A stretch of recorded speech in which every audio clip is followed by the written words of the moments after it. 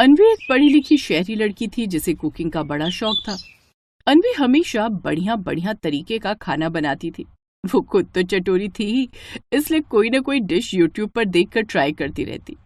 लेकिन अन्वी की शादी जिस परिवार में हुई वो बड़ा ही साधारण था।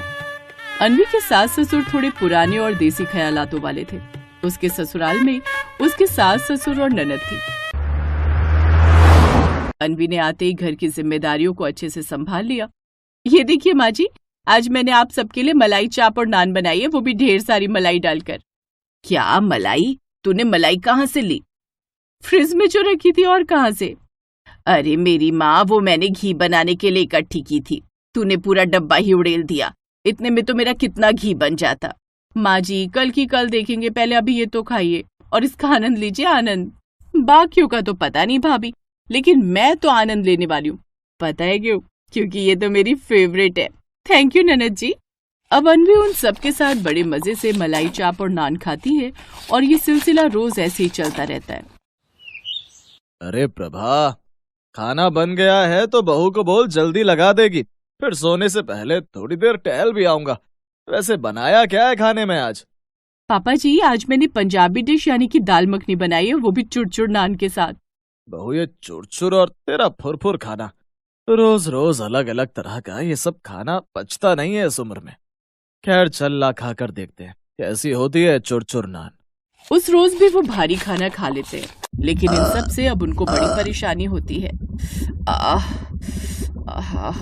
जब से बहू इस घर में आई है, इसके हाथों का ये भारी भारी खाना खाकर तो पेट खराब रहने लगा है और एसिडिटी बनने लगी है। सही कह रही हो प्रभा, मुझे भी आजकल खट्टा पानी आता है बार बार। जी चाहता है उल्टी कर दूं। ये सब उस होटल जैसे खाने की वजह से ही हो रहा है, जो बहू रोज रोज बनाकर रख देती है। लेकिन अन्वी उनकी नहीं सुनती और शाम को एक बार फिर खाने में सबके लिए शाही पनीर और कोफ्ता बना देती है, साथ में पनीर टिक्का भी। लेकिन ये खाना देख वो झट से बोल पड़ता है। बहू, ओ बहू। जी पापा जी। बहू, मुझे तो ये खाना मत देना, इसे खाकर मेरे पेट में एसिडिटी हो जाती है। इतना भारी खाना मुझसे खाया नहीं जाता, हाजमे में दिक्कत होती है। ऐसा कर, तू मेरे लिए कुछ हल्का खाना बना दे। अन्वी रसोई में आकर मुंह बनाते हुए कहती है, ओफो, क्या मुसीबत है यार, इतनी मेहनत और प्यार से ये सब बनाया, लेकिन नहीं, इनको तो अपना हल्का खाना ही खाना है। अरे थोड़ा घूमेंगे फिरेंगे तभी तो खाना डाइजेस्ट होगा, सारा दिन सोफा तोड़ने से थोड़ी ना होगा। खैर, अब बना बेटा अन्वी इनके लिए खिचड़ी। अन्वी फिर से खाना बनाने में लग जाती है। कुछ देर बाद वो उन्हें खिचड़ी बनाकर देती है, जिससे अगले दिन उनका पेट ठीक रहता है। अब आज हमारा पेट ठीक है क्योंकि कल हमने हल्का खाना खाया था। बहू, ओ बहू। जी माँ जी। बहू, खाना बन गया हो तो लगा दे, फिर मुझे कीर्तन में भी जाना है। आज उर्मिला के यहाँ कीर्तन है, तो बोल रही थी कि टाइम से आ जाना। हाँ, मुझे भी सोसाइटी की मीटिंग में जाना है, मेरे लिए परोस दे। जी खाना तैयार है, बस अभी लाई। अन्वी रसोई में जाकर खाना लाकर उन्हें परोसती है। अरे ये क्या बहू, तूने छोले भटूरे बनाए नाश्ते में? हाँ पापा जी, वो क्या है ना, कल अर्जुन जी का बड़ा मन था भटूरे खाने का, तो उन्होंने मुझे पहले ही बोल दिया था कि नाश्ते में छोले भटूरे बनाओ, इसीलिए मैंने यही बना दिए। हाँ माँ, मैंने इसे बोला था बनाने को।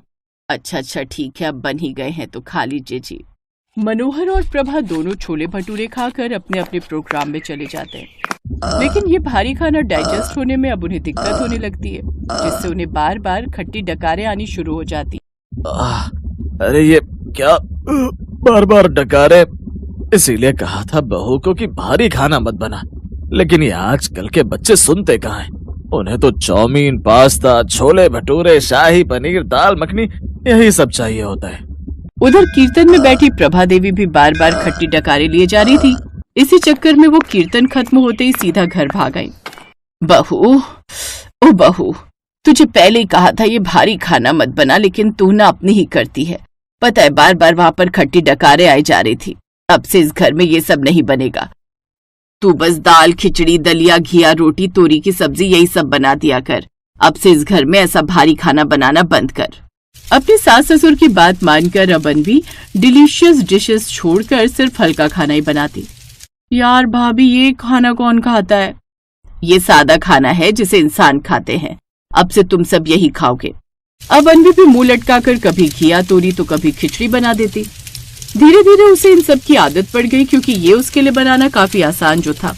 पहले उसे तरह तरह के पकवान बनाने में टाइम लगता था, लेकिन अब उसका खाना जल्दी बन जाता। चलो अच्छा है, इससे तो मुझे ही आराम मिल गया। कम से कम अब इतना भारी भारी खाना बनाने के लिए मुझे 2-2 घंटे रसोई में तो नहीं रहना पड़ता। एक रोज उनके यहाँ कुछ मेहमान आते हैं। माँ जी, आज खाने में क्या बनाऊं? वही बना जो हमेशा बनाती है, घिया और रोटी। अन्वी सुनकर चौंक जाती है और रसोई में चली जाती है। कमाल है, अब आए हुए मेहमानों को ये सब कौन खिलाता है? नहीं, मैंने परसों ही यूट्यूब पर नई रेसिपी देखी थी, शाही दाल और पनीर मखनी। आज वही बनाती हूँ, वो भी नान के साथ। इसी बहाने बड़े दिनों बाद हमें भी खाने को मिल जाएगा ऐसा खाना। अन्वी शाही दाल और पनीर मखनी बनाने की तैयारी करने लगती है। वो शाही दाल के लिए उड़द की दाल और चने की दाल को धीमी आंच पर पकाकर मखनी, काजू का पेस्ट और मलाई मिलाकर शाही दाल बना डालती है। फिर वो पनीर मखनी बनाने की तैयारी करने लगी।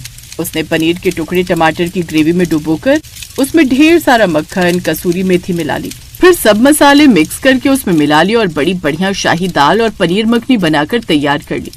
साथ ही नान बनाकर ले आती है, लेकिन इस सब में उसे पूरे 3 घंटे लग जाते हैं। बाप रे, अच्छा हुआ जो मेरे सास ससुर रोज रोज ऐसा खाना नहीं बनवाते।